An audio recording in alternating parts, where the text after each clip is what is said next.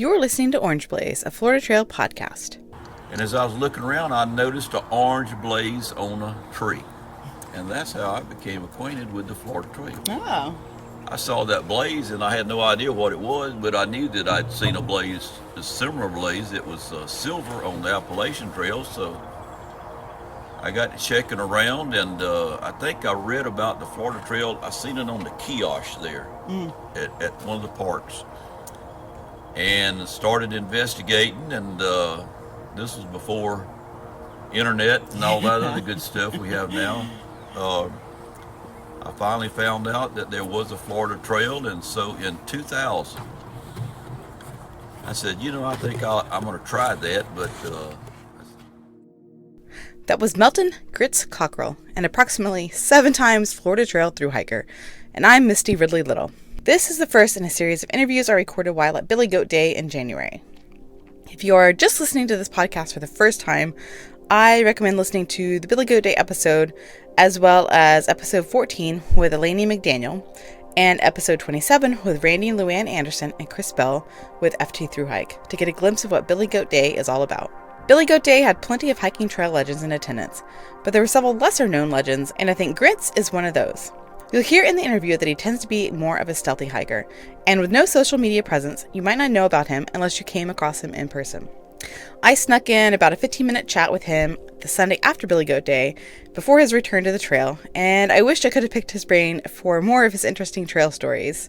He's one of those people that have some fascinating stories rattling around in his brain. So because I was recording in person with ambient noise around, you'll hear other hikers and just other random car noises in the background, so that's just an FYI. Alright, now on to the episode. Know much about you, so I have lots of questions. Oh, okay. Just ask me anything. All right. So your trail name's Grits. What's your real name? My real name is Melton Cockrell. Melton Cockrell. And I live in South Georgia in the Quitman, Georgia area. Yeah. Oh, okay. I live right on the Florida line. So when did you start hiking, doing all these long trails? Have you been doing that for decades? Well, actually, my first hike was in 91 on the Appalachian Trail. Mm-hmm. And when I say my first hike, I got involved in this. I was a carpenter for many years, and I was finishing up a house for a friend of mine that who was very involved in his church. And every year he would take a group of young men up to the Smoky Mountains or North Georgia and spend 2 or 3 days on the Appalachian Trail. And that's how I became acquainted with that trail. He asked me to chaperone, and it's one of those things that just clicked. I love walking in the woods anyhow as a young man in South Georgia, hunting, rabbit hunting, squirrel hunting, and it's just like it was meant to be. So a few years later, I had some free time, and I hiked that Appalachian Trail in 91. And then as the years progressed, I live close to the Swanee River and the Withlacoochee River, and I love to canoe. Mm-hmm. One day I was around the Swanee River campground, Swanee River State Park, which is about 60 miles from where I live. And I got out to camp, and I know there was a picnic table there, an old cement picnic table. And as I was looking around, I noticed an orange blaze on a tree. And that's how I became acquainted with the Florida Trail. Oh.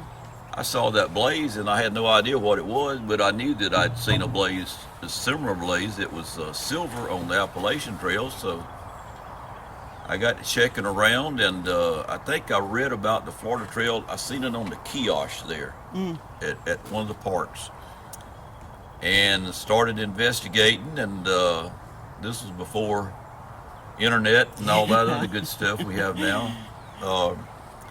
I finally found out that there was a Florida Trail, and so in 2000, I said, I think I'm going to try that, but and I was interested, and I had heard about the ECT, I said, I'm going to go down there. I'm going to go on down to Key West and start there and hike the Florida Trail.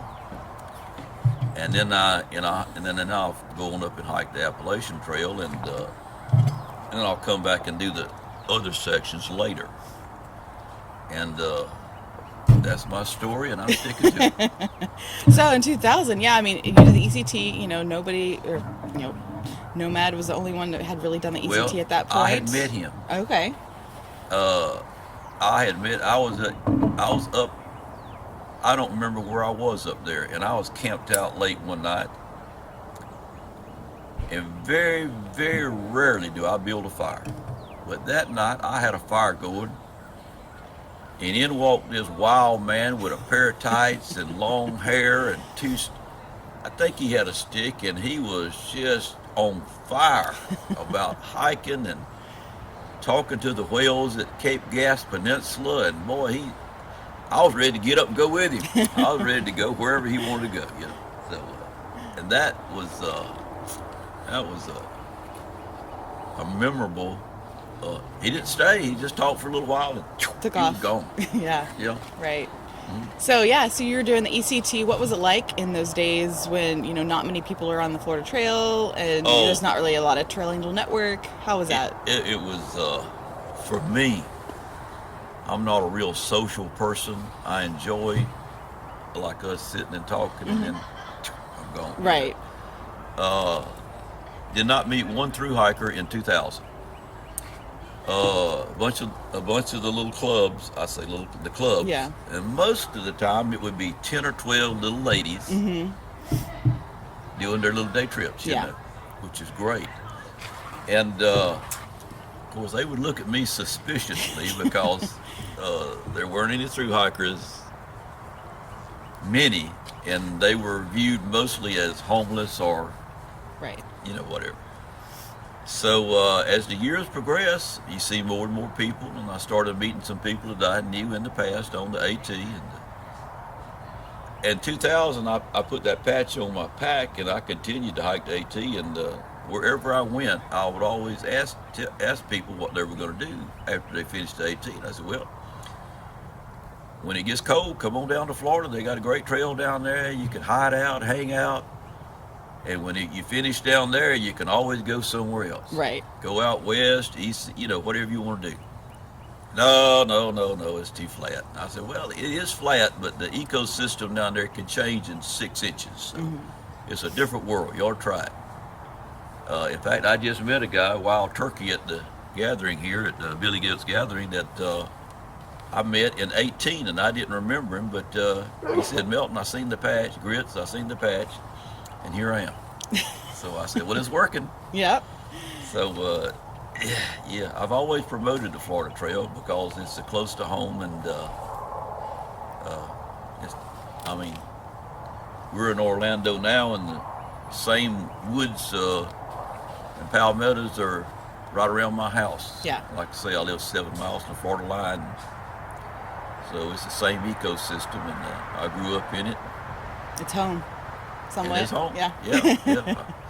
So how many times have you done the Florida Trail? I hear, 7 or 8, and then I've maybe heard not a so pile strict ones, and who knows? I'll tell you this, there's all kind of ways to hike. I have done 3 honest hikes. When I say that, I mean I did all the road walks and everything. Yeah. And probably 4 or 5 more. Just where I did all the hiking, except there's a couple of road walks that when people hike a lot, there's certain sections they just don't particularly like. Yeah. And in Florida, we have, if you do the West Coast section, there's a pretty good road walk over to Kissimmee St. Cloud. It's just long, flat, hot, and nobody, it's just not an enjoyable hike. Nowhere to camp hardly. If I go that way, if a good old boy stops and gives me a ride, I will accept. Yeah. Never deny a kind heart. And there's a couple of more spots. One in the Panhandle I don't particularly like, but other than that, I try to stay as true as I can. I do all the wood walk. Love all the wood walks, of course. And going through town ain't so bad either. Right. Yeah.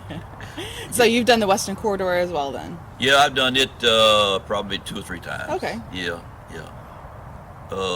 In 2000, I didn't do it then, but probably 03 or 04 I did it, and I loved it. I love old roads. It goes through Polk County, which is the citrus capital of the world, and it goes down a section of old narrow road, and they still have two great big pillars over there on a bridge. Mm-hmm. It's bypassed now, and there's some huge cypress on each side of that bridge.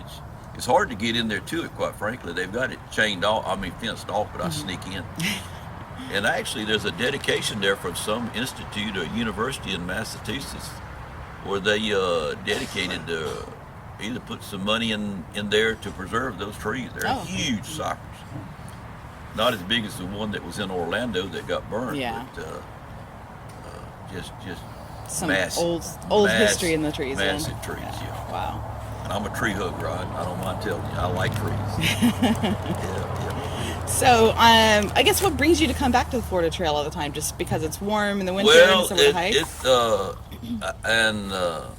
I just like hiding out down here. I enjoy being around people to a certain extent, but I do enjoy I guess, you can either take up yoga or meditation or whatever, but this is my meditation, the way I meditate.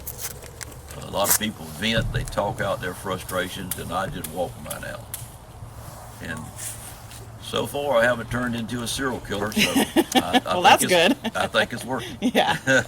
And so how many times have you done the AT, and what other trails have you ventured out? The only other one, I did finish up the long trail, which follows the AT through half of Vermont, you know. So, and I've hiked it north and south and a few more times. Yeah. That's all I'll say. Okay. Yeah. But I enjoy it also. But it's one of those trails it works on your knees and your back. Yeah. And I'm trying to finish it up now in sections, and I don't know if that's going to be a holy grail, I think, for me. So what part of the year are you out on the trail? How often are you home? Well, if you go down here in January, I generally try to come down here actually in the middle of December. I like to be early.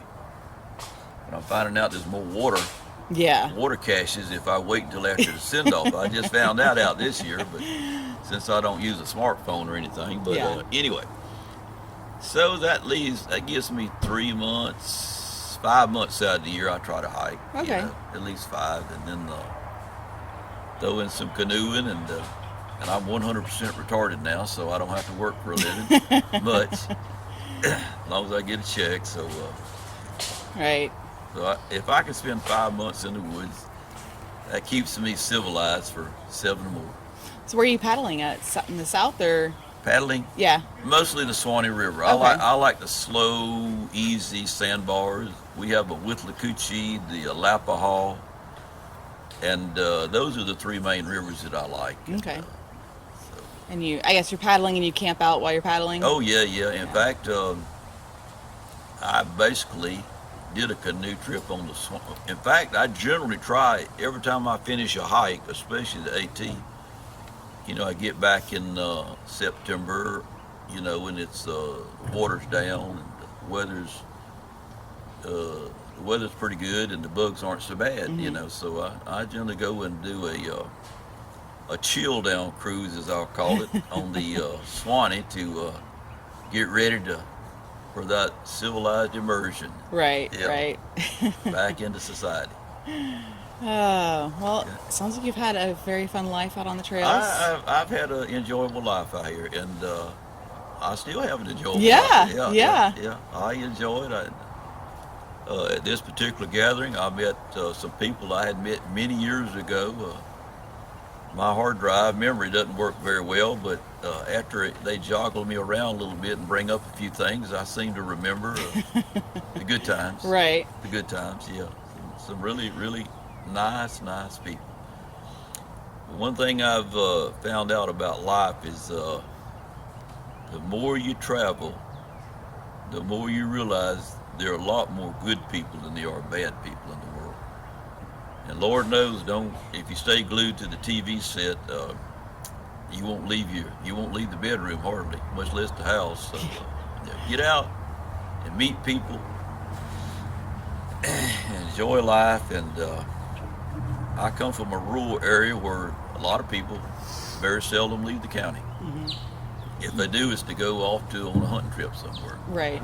And you just do not meet people unless you get out and talk to them. I was in construction for many years and was fortunate to travel all over the United States and just met the most wonderful people. Cannot remember one bad incident with anybody. Of course, in life, we all have a day when we just don't feel good and we're not 100%. Yeah. No matter how nice you get treated on that day, your response may not be positive. Right. And when you take that into consideration, though, 99.99, like a bar of ivory, is just a great life. Great people out here. Right. Well, thank you for sitting down and chatting. I don't know if I'll cross paths with you, but maybe we'll see each other next year or something. As the Terminator says, I'll be back. Yeah. I'll be back. I'll be back to one of these for sure. Yeah. Well, I will try to make my attempts to come back for more. Yeah. All right, that's it for my episode with Chris. Now, isn't he a hoot? You can find the show notes for the episode at orangeblaze.thegardenpathpodcast.com and on my Facebook at Official Orange Blaze Podcast and Instagram at Orange Blaze Podcast. Oh, it gets kind of annoying sometimes to be repeating all that, but just for me, Orange Blaze Podcast. If you haven't left a 5-star rating and review on iTunes, I would definitely appreciate it. And don't forget to tell your hiking friends about the Florida Trail and this podcast. Until next time, happy hiking.